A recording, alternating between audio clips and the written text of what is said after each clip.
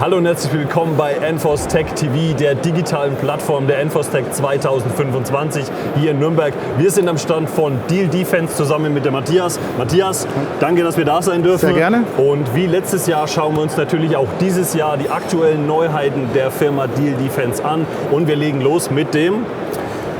Hier haben wir den neuen Flugkörper Cicada. Das ist ein elektrisch angetriebener Drohnenabwehrflugkörper, der bei uns im Gesamtsystem SkySphere eingebettet ist. SkySphere ist ein modulares System, das die ganze Sensor-to-Shooter-Kette darstellt. Wir haben als Firma Diehl Defense ja auch unser GBET-System, wo wir den Layered Air Defense Approach eigentlich schon ganz gut beschreiben. Und eben hier für die Drohnenabwehr sind wir für den Nah- und Nächstbereich eben mit Cicada haben wir eben da einen Effektor dafür. Das heißt, wir haben hier ein System, das für die allgemeine Aufklärung bzw. Detektion von Gefahren konzipiert ist? Genau, also SkySphere ist im Prinzip der Gesamtsystemansatz, der sehr modular aufgebaut ist, besteht aus Sensorik eben zur Erfassung erstmal muss man feststellen, ob eine Bedrohung vorherrscht. Dann natürlich mit internen C2-Systemen für die Kommunikation und dieser Flugkörper ist einer der Effektoren, der dann eben die Bedrohung bekämpft. Sozusagen die Exekutive in dem System, genau. Also die dann praktisch das identifizierte Problem oder Flugobjekt dann bekämpfen soll. Genau. In dem Fall, was bekämpft dieses Gerät? Also die Cicada ist ausgelegt für Kleinstdrohnen, Aufklärungsdrohnen, Kamikaze-Drohnen bis hin zu einer Größe von ca. 200 Kilogramm. Der typischen Bedrohung heutzutage, die man aus den diversen Szenarien kennt, Größenordnung Shahed-Drohnen. Und was muss ich mir da vorstellen? Also ich nehme jetzt an, das System nimmt eine Drohne wahr. Nehmen wir jetzt mal an, im einfachsten Fall eine Aufklärungsdrohne, die jetzt über meinem Standort schwebt oder eine potenzielle Gefahr darstellen könnte für die Einheit. Dann schicke ich das Gerät los. Welche Möglichkeiten habe ich mit dem Cicada? Genau, also im Prinzip muss ich erstmal durch ein Bodenradar oder eben elektrooptische Kameras die Bedrohung erfassen. Dieser Bodenradar kommuniziert dann mit dem Flugkörper, schickt den Flugkörper quasi los Richtung Bedrohung. Im Endanflug haben wir einen Radarsuchkopf im Flugkörper eingebaut, der das Final Engagement dann vornimmt. Das heißt, wir fliegen ganz nah an das Ziel ran und haben dann zwei verschiedene Möglichkeiten, quasi im Ziel zu wirken. Okay. Wir haben für zivile Anwendungen, was auch hier auf der Messe ja sehr im Vordergrund steht, eine Netzlösung, indem wir an dem Ziel vorbeifliegen, ein Netz ausstoßen, die Drohne quasi von dem Netz gefangen wird, was dann über einen Fallschirm zu Boden geht. Der restliche Flugkörper kann dann wieder landen und weiter verwendet werden, indem man einfach ein neues Netz einbringt.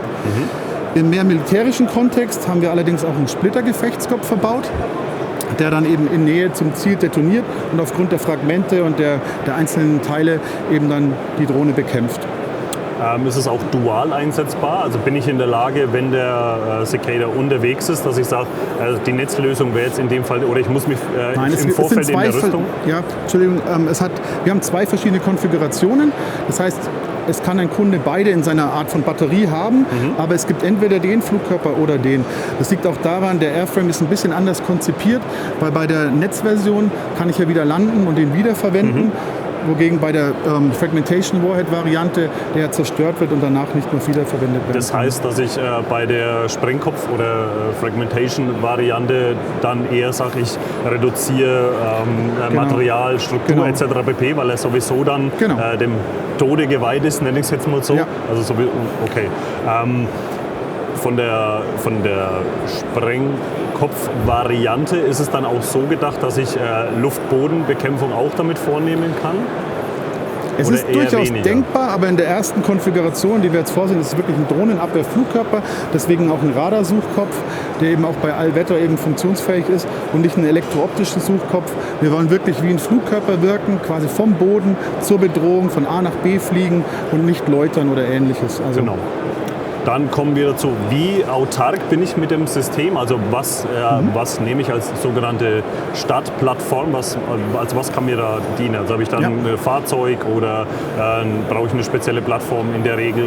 Unser Systemansatz ist wirklich sehr modular aufgebaut. Wir wollen für den Kunden den maximalen Nutzen natürlich erzeugen. Das heißt, wir sind da sehr flexibel. Wir können, wenn ein Kunde bei Null anfangen will, ein Gesamtsystem zur Verfügung stellen. Wir integrieren aber auch gerne unseren Effektor in bestehende Systeme. Das heißt, wenn ein Kunde bereits verschiedene Bodenradare, elektrooptische Kameras verwendet, bestehende C2-Systeme im Einsatz sind, versuchen wir auch gerne unseren Effektor in sein System zu integrieren.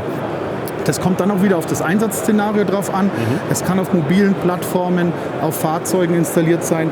Es kann zum stationären Schutz auch als Art Containerlösung verwendet werden. Und wir sind auch dabei, an einer wirklich mobilen Man-Portable Solution zu arbeiten. Das wäre die nächste Frage meinerseits gewesen, ob es für eine Einheit mobil auch eine Lösung wäre. Ja. Also ist es auch von der Bedienung her oder von der Startmöglichkeit für eine, ich nenne es jetzt mal eine 5-Personen-Einheit auch möglich, das mit einem Interface zu starten? Genau, zu starten ist eigentlich gar kein großer Aufwand. Er wird elektrisch angetrieben, also batteriebetrieben. Er startet aus einem Startcontainer in dem Fall, einfach nur zum Schutz und auch vom Schutz vor Umwelteinflüssen, aber er benötigt keinen extra Launcher oder irgendwas. Check. Also gerade im Man-Portable-Bereich ist die Idee, dass zum Beispiel ein Soldat im Rucksack 2, 3 Flugkörper hat und dann ist bloß das Thema, wie weise ich dem Flugkörper dann wieder die Zielkoordinaten zu. Genau. Aber da gibt es diverse so Handheld-Target-Locator, die verwendet werden können und dann auch die Zuweisung darüber funktioniert und die Kommunikation. Wie ihr seht, also die Boxen, die ihr seht, sind eher jetzt beispielhaft, einfach um zu sehen, wie kann ich die Konfiguration der Cicada vornehmen oder zum Beispiel in Verbindung mit dem Ziesel. Ich packe mir den ganzen Ziesel voll mit dementsprechender Konfiguration, die ich im Bedarfsfall nutzen kann. Kann mir aber auch gut vorstellen, also gerade wenn es um Personenbeförderung geht, dass ich das in ein weit kleineres Package letztendlich unterbringen kann, wie eine Art Röhre oder im Rucksack und dergleichen. Also ich denke, da kommt auf jeden Fall noch was in die Richtung. Deswegen haben wir auch schon an den Klappflügeln gearbeitet, eben, um möglichst auf kompakten Raum eben möglichst viele Flugkörper unterzubringen. Weil ja, der Raum bestimmt natürlich, wie viele Flugkörper verwendet werden können. Und der Raum ist gerade bei militärischen Fahrzeugen oft begrenzt. Und genau. Da wir gerade beim händischen bzw. bei dem ich sage jetzt mal personengestützten Transport reden, was für ein Gewicht haben wir denn beim Cicada? Ich kann leider keine genauen Zahlen da nennen, aber es ist auf jeden Fall unter 10 Kilogramm. Also es ist kein Problem, das zu handeln. Kommt auch auf die Variante ein bisschen an. Genau. Aber ich sage jetzt mal in beiden Varianten, die Größe ist, wie man sie hier sieht, auf jeden Fall unter 10 Kilogramm, soll man-portable sein. Definitiv. Wie ist denn die generelle Reichweite der beiden Varianten vom Cicada? Der Flugkörper ist da, was das angeht, eigentlich sehr flexibel. Die Reichweite wird bei uns über die Batterie bestimmt. Das heißt, je leistungsfähiger die Batterie, desto mehr Reichweite der Flugkörper. Allerdings, diese Art von Drohnen, die mit unserem System bekämpft werden, werden durch Radare eigentlich auf maximale Reichweite von 5 Kilometern effizient aufgeklärt. Und dadurch gehen wir davon aus, dass wir also eine Reichweite von unter 5 Kilometern realisieren müssen. Wir wirken quasi der Bedrohung entgegen. Die Bedrohung kommt auf uns zu. Wir fliegen von A nach B entgegen. Das heißt, am Schluss ein Engagement findet in einer Entfernung von ca. 4 bis 4,5 Kilometern statt. In dem Dreh. Also das ist auch die Reichweite, die ihr definitiv mit dem Cicada erreichen wollt, unabhängig von der Variante, die losgeschickt wird. Genau. Definitiv ein guter Ansatzpunkt, also das dementsprechend so zu erweitern, weil das System ja wesentlich früher erkennen würde. Aber durch die Limitierung der verwendeten Drohne bzw. der feindlichen Drohne oder der Drohne, die geschickt wird, kann man das dementsprechend auf diesen Radius reduzieren. Man versucht natürlich grundsätzlich erstmal auf die maximale Entfernung zu bekämpfen. Es gibt andere Systeme, die wir im Einsatz haben, die geringere Reichweiten verifizieren oder darstellen. Aber mit diesem Gerät hat man eben eine Möglichkeit, trotzdem mit einer skalierbaren Lösung für diese Kleinstdrohnen eine möglichst große Distanz eben zu bewerkstelligen. Jetzt nochmal, also man sieht ja auch Social Media etc. pp., wie schnell Drohnen sich also bewegen können, also herkömmliche Drohnen, selbst Drohnen, die für den zivilen Markt verfügbar sind. Kann da der Cicada mithalten? Aus unserer Sicht schon. Also wir haben eine Geschwindigkeit von bis zu 200 Stundenkilometern. Okay. Aber auch hier, wir verfolgen ja im Prinzip keine Drohne, sondern wir fliegen der Bedrohung entgegen. Natürlich, umso schneller man ist, desto größer ist dann die Distanz, die Bekämpfungsentfernung.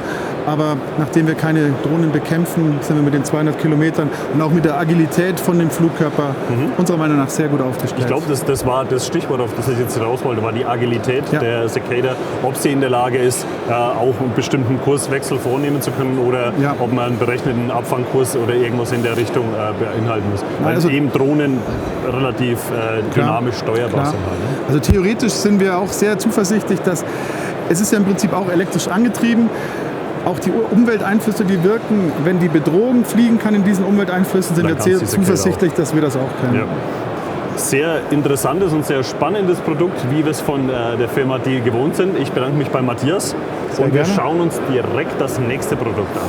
Auch bei unserem nächsten Produkt der Firma Diehl geht es natürlich um die Drohnenabwehr, die meines Erachtens dieses Jahr auf der NFOSTEC allgegenwärtig ist und wie wir hier sehen und natürlich auch unseren Alex sehen, der uns jetzt das Produkt vorstellen wird. Hallo. Danke fürs Zeitnehmen, Alex.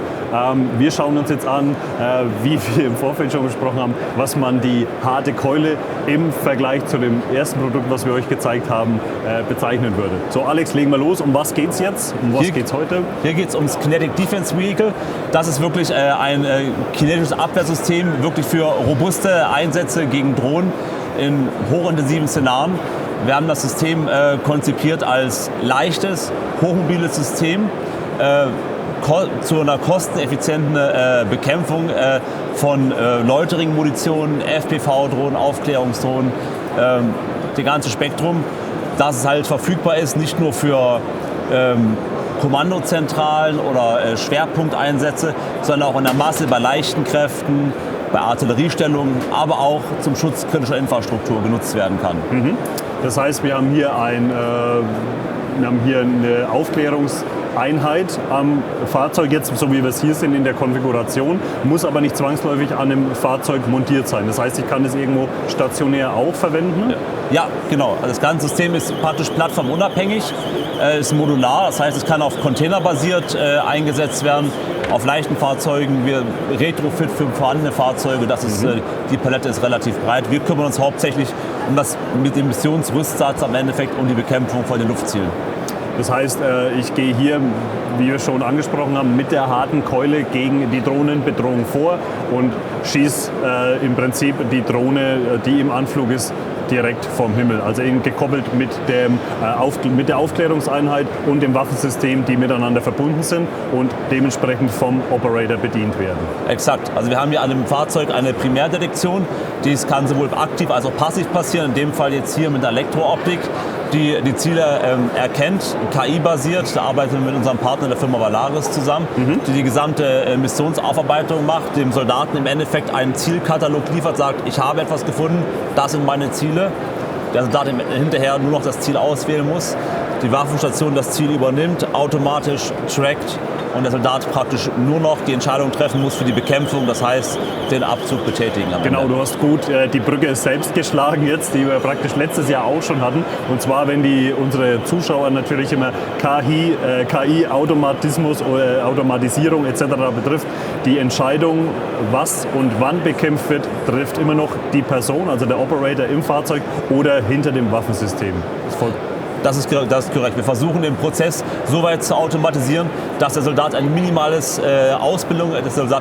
Ausbildungsaufwand benötigt, praktisch jeder nach einer einstündigen Einweisung das System bedienen kann und der Soldat nur noch seine Tätigkeit auf die wesentlichen Sachen, Entscheidungsfindung und Bekämpfung, konzentrieren muss, weil ansonsten hat er genug außen herum, um sich auf dem Gefechtsfeld zu tun. Und wie der Alex bereits beschrieben hat, bekommt ihr, also die KI kümmert sich praktisch darum, mit dem Aufklärungskopf die potenzielle Bedrohungen aufzulisten und ihr bekommt in dem Fall auch eine Auflistung der Bedrohungen, die KI bzw. der Aufklärungskopf liefert, und können dann dementsprechend, das heißt, dass es an ein Aufklärungsfeld bzw. an Display gekoppelt, wo ich sage, ey, von da und da kommt die Bedrohung und ich wähle aus und bekämpfe explizit diese Bedrohung.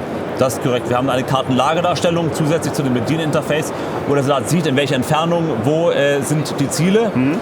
Zusätzlich können neben der Sensorik auch Ziele von sogenannten Higher Echelons, also wenn ich andere Aufklärungsmittel habe, weitreichende Radare, andere Fahrzeuge, andere KDVs im gleichen Gefechtsstreif unterwegs sind, können Zieldaten ermittelt werden und direkt an die Waffenstation übergeben werden, sodass die Feuereröffnung auch koordiniert werden kann unter verschiedenen autark operierenden Einheiten. Auch über verschiedene Winkel, je nachdem, was ich für eine Positionierung von Fahrzeugen und natürlich auch stationären Systemen haben. Exakt, je nachdem, gerade das Thema, dass ich keinen festen Einsatzraum für die Fahrzeuge benötige, weil ich nie meinen gesamten Gefechtsstreifen abdecken kann. Deswegen die Mobilität und deswegen muss ich flexibel sein bei der Zielfixierung. Jetzt haben wir natürlich davon gesprochen, von der harten Keule. Das ist jetzt von der von der Munitionsauswahl eher so, dass ich sage, primär wahrscheinlich mit einem Vollmantelgeschoss oder in der Richtung. Jetzt hat man natürlich, wer sich das gemerkt hat, das Waffensystem hier handelt es sich um ein Dillon-Waffensystem. Also dieses System wurde in Zusammenarbeit bzw. gestützt von der Firma Dillon mitentwickelt, beziehungsweise das System von Diehl Defense, Waffensystem von der Firma Dillon. Korrekt. Richtig, nur dass wir die Kurve noch kriegen rechtzeitig. Und wer unsere letzten Videos bzw. in unserem RWS-Video gut aufgepasst hat, die Drohnenabwehrmunition der Firma RWS wurde ja speziell mit der Firma Dillon entwickelt und natürlich auch dementsprechend so entwickelt, dass sie aus Waffen mit hoher Kadenz der Firma Dillon abgeschossen werden können. Und da sehen wir hier die perfekte Symbiose aus perfektem Projektil, das natürlich in urbanen Gegenden perfekt eingesetzt werden kann, ohne eine große Hintergrundgefährdung zu haben, beziehungsweise eine minimale Reichweite und maximalen Ertrag in der Drohnenabwehr, wenn es mit so einem Waffensystem geht. Also meines Erachtens die sehr gute Kombination aus Projektil, Waffensystem und natürlich Aufklärungstechnik. Ja, Entschuldigung. Absolut ist richtig. Es ist halt so, dass man dieses ganze Thema wurde in sehr, sehr kurzer Zeit entwickelt und auf die Beine gestellt. Und das kriegt man nur hin, wenn man einen Partner hat, die einfach die gleiche Vision verfolgen und die gleiche Idee haben. Und da ist halt die Dillon genauso wie die Valaris, EOS oder ACS fürs Fahrzeug. Das geht ist in eine wirklich Richtung. Erstaunlich zu sehen, wie wir uns innerhalb von einem Jahr, weil wir hatten das Gespräch letztes Jahr auf der Messe mit einem reinen Angriffs- bzw. Verteidigungssystem, das im Prinzip schwerpunktmäßig Aufklärung und gestützt darauf hin, dass der Operator im Ziel im Prinzip die Entscheidung trifft, was bekämpft und wann bekämpft wird. Und jetzt natürlich der Switch bzw. der Ausbau hauptsächlich auf die Drohnenbekämpfung ist natürlich der Schritt zu dem Trend, den wir dieses Jahr auf der Enfostec sehen und natürlich auch spüren und in den Produkten der einzelnen Hersteller dann wiederfinden. Also es ist definitiv interessant. Ja, absolut. Freut mich.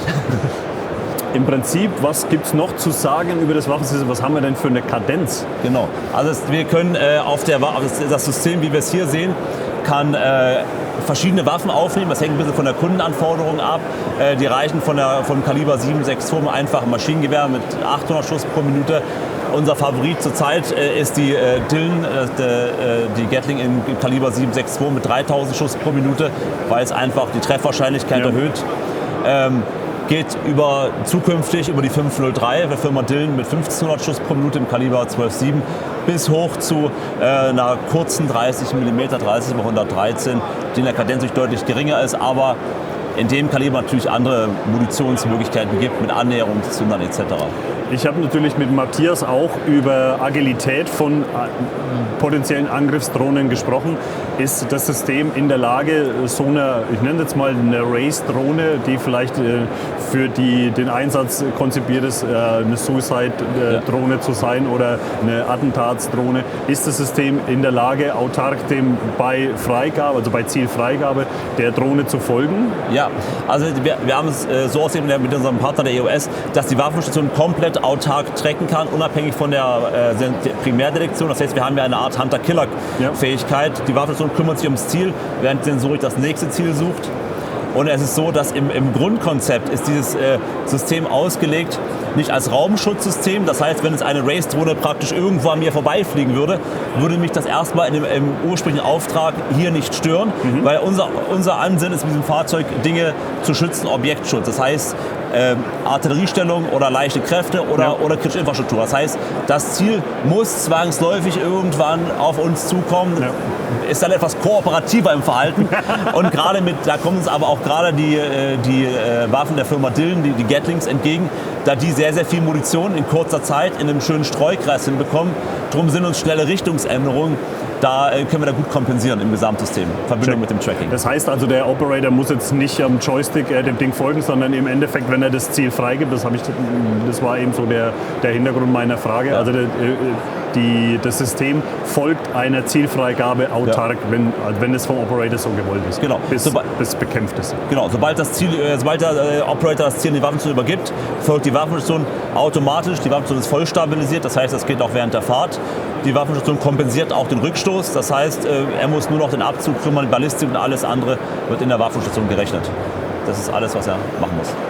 Definitiv ein sehr spannendes Projekt und ein weiterer Baustein zum Thema Drohnenbekämpfung hier auf der NFOSTEC 2025. Ich bedanke mich bei dir, Alex. Vielen Dank fürs Zeitnehmen und dass wir da sein durften, auch dieses Jahr wieder. Vielen, vielen Dank. Danke sehr. Ja, das war unser Besuch bei der Firma Diehl Defence hier auf der NFOSTEC 2025.